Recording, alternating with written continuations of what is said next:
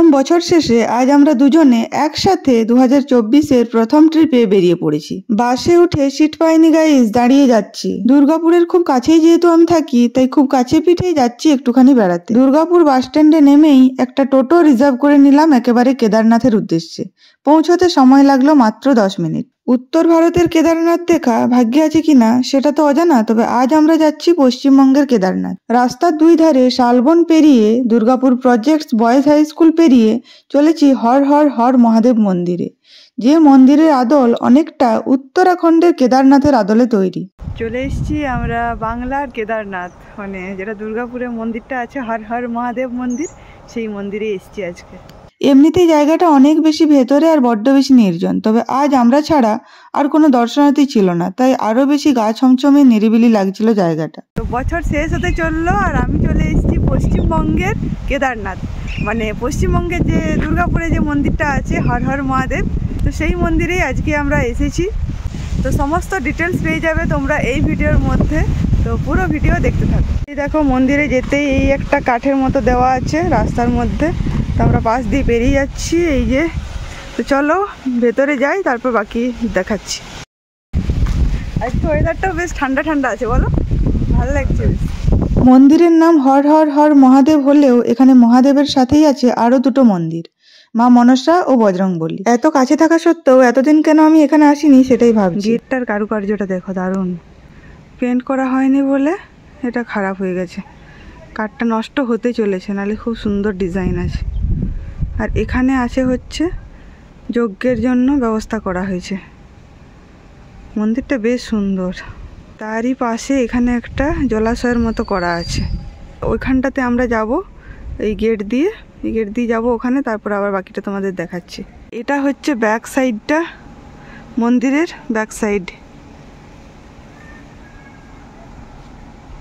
মন্দিরটা দেখতে তো বেশ সুন্দর বানিয়েছে, সুন্দর স্ট্রাকচার, সব কিছুই সুন্দর, ব্যবস্থাপনাও সুন্দর, কিন্তু মেনটেনেন্সের অভাবে মন্দিরটা এখন অবস্থা খারাপ, মানে মন্দিরটা কমপ্লিটই হয়নি। তবে এই যে দেখো মন্দিরের কাজ মনে হচ্ছে যেন চলছে, নাকি বন্ধ হয়ে গেছে তাও জানি না। জলটা দেখলে এখান দিয়ে পাইপ দিয়ে জলটা যাচ্ছে, এটা কৃত্রিম উপায়ে জলটা নিয়ে যাওয়া হচ্ছে, ওখানে যেয়ে পড়ছে, ওখানটাতেই জলাশয়টা আছে। তুমি কি দেখছো গো?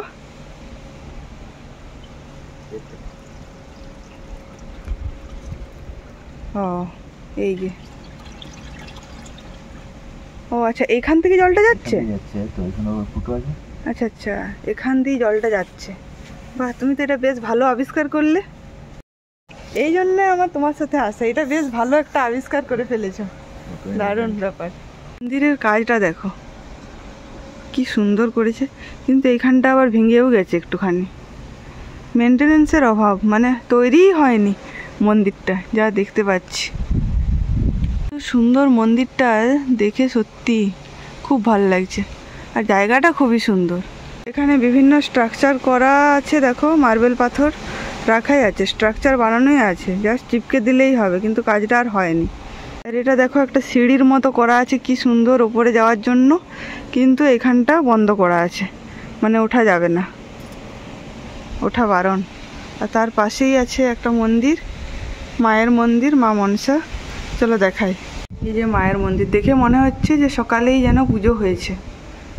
মাকে দেখো কি সুন্দরভাবে শাড়ি পরানো আছে, চাদর ঢাকা দেওয়া আছে, শল ঢাকা দেওয়া আছে, কি সুন্দর। উপরের দিকটা দেখো, উপরের চূড়াটা দেখা যাচ্ছে অনেকটা উপরে। মন্দিরের বাইরের অংশটা দেখো, মানে মন্দিরটা দেখো কি সুন্দর, বাইরেটা খুবই সুন্দর বানানো হয়েছে, দারুণ।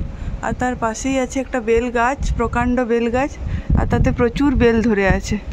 গাছটা জাস্ট লক্ষ্য করো, গাছের গোড়াটা কি কি গাছ আছে, অশ্বত্থ গাছ আর বেল গাছ একসাথে পুরো পেঁচিয়ে আছে দেখো। আর তার পাশেই মায়ের মন্দির। এরপরে কোথায় যাবো? এটা বজরংবলীর মন্দির, চলো দেখাই তোমাদের। হচ্ছে বজরংবলী মন্দির, চূড়াটা খুব সুন্দর, বলো প্রত্যেকটা মন্দিরেরই চূড়াটা খুব সুন্দর। চলো ভেতরে দেখাই। দেখো বজরংবলীর পিছনে যে কাজটা আছে কি সুন্দর, হ্যাঁ,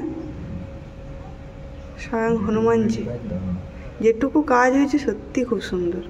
এরপর আমরা আসছি মেন মন্দিরে, যেটা হচ্ছে আজকের প্রধান আকর্ষণ, কেদারনাথ হর হর মহাদেবের মন্দির। চলো ভেতরটা দেখাই। ভেতরে আমরা ঢুকছি, চলো ভেতরে যাওয়া যাবে। এ দেখো গেটটা কি সুন্দর, কি সুন্দর ডিজাইন, কিন্তু এখানে পেন্ট করা নেই, পেন্ট করলে সুন্দর হবে আরও। সামনেই নন্দী ভিঙ্গি,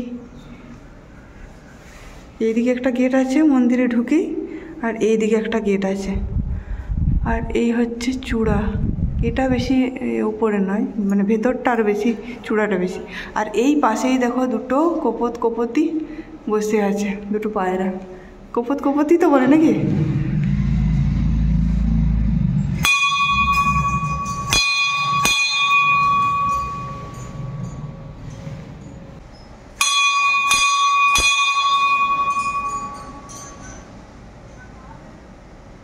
এখানে নন্দী বসে আছে সামনেই, আর এখানে একটা কচ্ছপ আছে। খুব সুন্দর মন্দিরটা। তুমি যে বললে না যে যেটুকু কাজ হয়েছে খুব সুন্দর, সত্যি তাই, যেটুকু কাজ হয়েছে খুবই সুন্দর। এবার চলো মহাদেবের ভেতরে। এখানে একটা গেট রাখা আছে, অবশ্য এটা খোলা যাবে অবশ্য, খোলা মানে খুলে ভেতরে যেতে পারবো, বাট আমরা যাব না।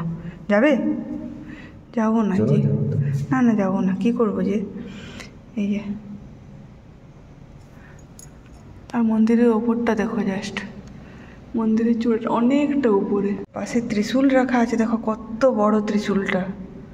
ভোলানাথের যাবতীয় জিনিস আছে, ত্রিশূল আছে, ডুগডুগিটা আছে। হ্যাঁ, আজকেই পুজো হয়ে গেছে আর কি সকালবেলা, সেটারই নমুনা দেখাচ্ছে। এই যে নন্দী আছে যেখানে বসে, তার এই যে বেদিটা খুবই সুন্দর, এই জায়গাটা খুব সুন্দর ডিজাইন করা আছে। আচ্ছা, এই যে গেট, এই গেট থেকে দেখো মায়ের মন্দিরে, মানে সোজা মাকে দেখা যাচ্ছে। আর এখানে একটা আছে প্রণামী বাক্স। আচ্ছা, এতগুলো গেট কেন দেখাচ্ছে? মানে এইদিকে একটা গেট আছে, এইদিকে একটা গেট আছে, আবার সামনে দিয়ে ঢুকছি যেটা সেইটা, এতগুলো গেট কেন?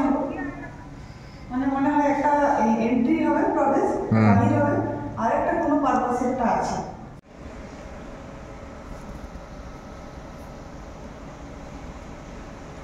ফেরার সময় আমরা আর কোনো টোটো পাইনি, রাস্তার দুপাশে শালবন দেখতে দেখতে হেঁটেই পৌঁছে গেলাম কেমন বাস স্ট্যান্ড। তারপর সেখান থেকে বাস ধরে পৌঁছালাম দুর্গাপুর বাস স্ট্যান্ডে।